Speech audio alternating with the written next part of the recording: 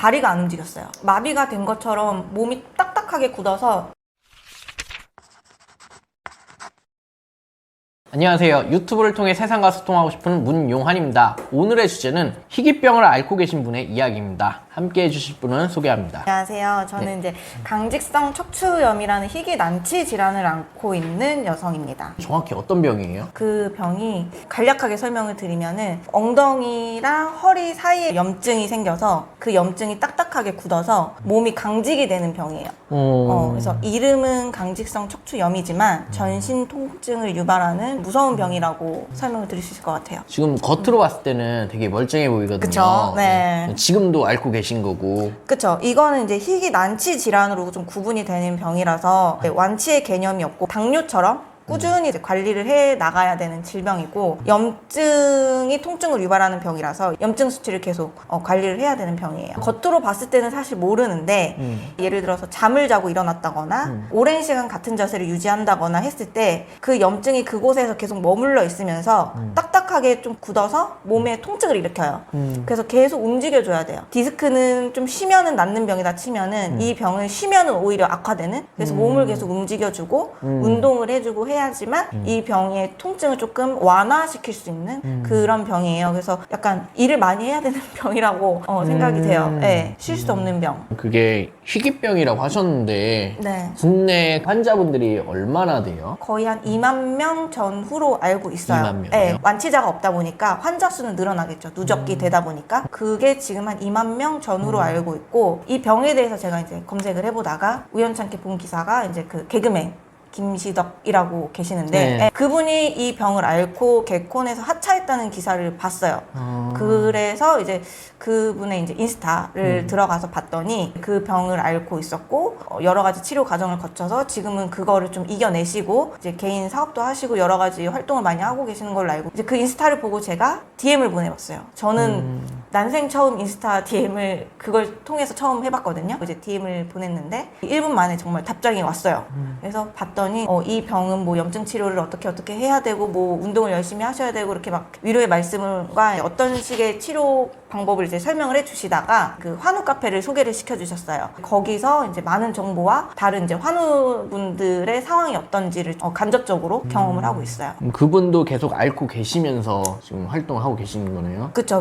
이 병은 그 아까도 잠깐 말씀드린 대로 희귀 난치 질환이라서 완치의 개념이 없기 때문에 정말 내 통증을 잘 조절을 해가면서 일상생활로 복귀는 가능해요. 하지만 꾸준히 염증 관리는 해야 되고 꾸준히 병원 다니시고 자가 치료도 해야 돼요. 그러면은 그 병이 증상이 있을 때 뭐가 제일 힘들어요? 일단은 통증이 너무 심해요. 제가 출산을 안 해봐서 모르겠지만 산모들이 진통을 한다면 이 정도이지 않을까 싶은 정도의 정말 통증이에요.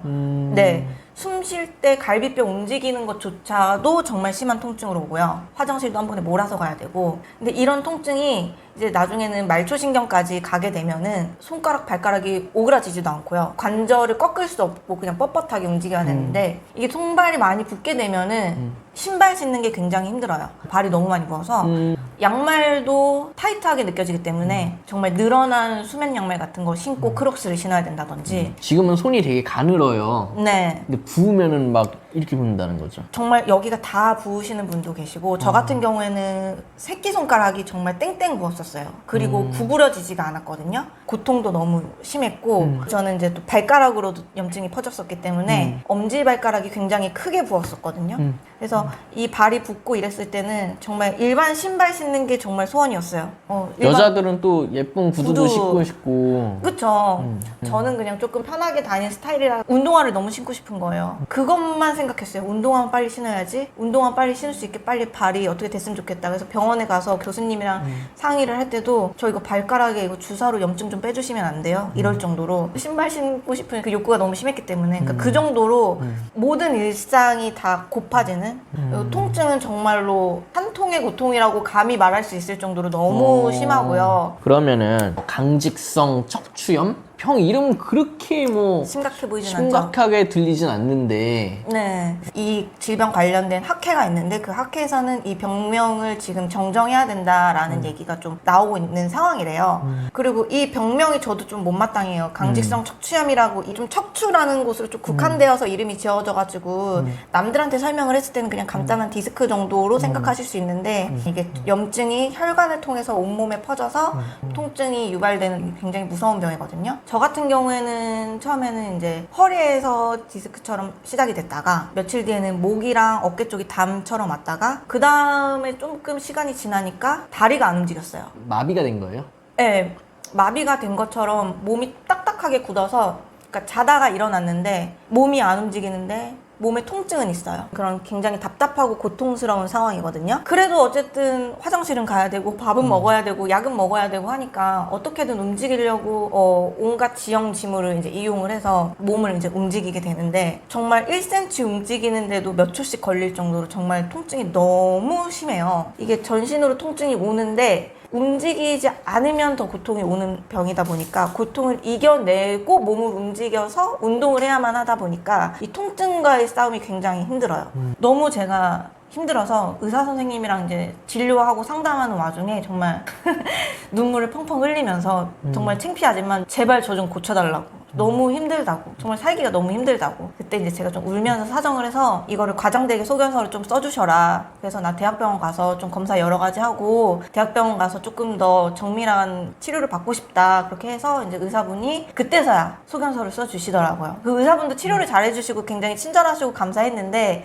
제 입장에선 그 치료 기간이 너무 길게만 느껴졌거든요. 한 달 정도를 그렇게 치료를 했는데 한 달을 견디는 게 너무 힘들어요. 제가 이제 피부과를 운영을 하고 있는데요. 이제 좋은 에너지를 전달해드리지도 못하고 일단 몸이 안 움직여지기 때문에 7, 8개월 정도 쉬었던 일이 있었어요. 열심히 이제 치료에 집중을 했었는데 이 병이 언제 완치가 될지 언제 통증이 잡힐지 모르기 때문에 샵을 내놨었어요. 근데 이게 막상 인수하겠다고 하시는 분이 나오니까 제가 좋아하는 아깝죠. 일인데 예, 그리고 제가 열심히 갖고 노는 샵인데 쉽게 다른 분한테 넘긴다는 게 너무 마음이 아프더라고요. 그래서 그분한테 죄송하다 하고 몇 개월 더 방치해놨다가 정말 열심히 운동하고 약 먹고 치료하고 하면서 이제 조금씩 몸이 이제 움직여지고 이제 통증이 조금씩 잡히면서 복귀를 하게 됐죠. 그러면은 근무도 한 8개월 정도 쉬고 끝이 없는 치료를 해야 되는데 네. 그럼 병원비, 뭐 약값 이런 것도 굉장히 많이 나올 것 같아요. 그쵸. 제가 이제 대한민국 사람인 게 참 다행이다라고 생각했던 게 이런 크고 우울한 병에 걸렸을 때 나라에서 지원을 해주더라고요. 이게 난치 질환이다 보니까 나라에서 산정특례라고 해서 병원비의 대부분을 지원을 해줘요. 아, 그래요? 네, 그래서 실제로 환우분들이 지출해야 되는 비용은 거의 한 10% 정도밖에 없어요. 괜찮다. 네, 그래서 굉장히 우리나라가 의료 시스템이 정말 잘 돼 있다. 요걸 한 번 더 깨닫게 되는 그런 경우였고 감사하게 생각하고 있습니다. 화이팅입니다. 네. 그러면 이 희귀병을 앓고 있거나 이런 난치병을 앓고 계신 분들에게 전해드릴 메시지가 있을까요? 네. 갑자기 감정이입이 되네. 아마 이 병을 앓고 계시거나 아니면 이런 희귀 질환을 앓고 계시는 분들은 분명히 이제 인터넷을 통해서 이런 유명한 커뮤니티가 무조건 한두 개씩은 있거든요. 그런데 가입을 해서 이제 정보를 많이 공유를 하게 될 거예요. 그렇게 하고 계실 거고. 근데 그런 것들이 있어요. 처음에는 우울한 내용들이 너무 내 눈에 많이 띄어요. 내가 지금 처해 있는 상황에 맞는 내용들을 찾다 보니까 초반에는 그 카페에 들어가서 굉장히 우울감이 조금 더 증폭되는 시기가 있거든요. 근데 이제 어느 정도 이런 극복된 사례들이나 극복해 가고 있는 사람들의 그런 상황들을 이제 좀 일부러라도 찾아보시다 보면은 조금 희망을 얻게 되고 병원에 대한 정보나 약에 대한 정보, 이 약이 또 후유증이나 부작용이 또 심해요. 그래서 그런 것 때문에 또 힘들어 하시는 분들도 있거든요. 치료는 하고 있는데 치료가 더디다거나 약 때문에 힘들어 하시는 분들이 분명히 계신데 그 환우 카페에 그런 그 환우들이 많은 정보들을 또 내일처럼 나서서 설명을 해드려요. 그리고 저 역시도 댓글을 되게 열심히 달고 있고 저 같은 경우에는 정말 포도막염을 제외한 모든 전신으로 통증이 왔었던 사람이라 어떻게 보면은 약간 좀 그것도 레벨이 있거든요. 그 레벨 1에 좀 속하는 쪽으로 병을 좀 치료하고 있는 상황인데 저 같은 사람도 극복을 했으니까 저보다는 좀 덜 하신 분들 한테는 좀 더 희망적인 사례가 되지 않을까 싶고 분명히 극복이 되고 치료가 되기 때문에 요즘에는 약도 많이 좋아졌고 좋은 약들이 많으니까 그 카페에서 힘을 좀 얻으시고 또 궁금하신 게 있으시면 개인적으로 저한테 DM 같은 거 보내주셔도 돼요. 예, 제 개인 인스타로 이렇게 보내주시면 제가 또 경험했던 것들을 좀 많이 풀어내 드리면서 또 희망을 좀 드리고 할 수 있으니까 너무 우울해하지 않으셨으면 좋겠어요.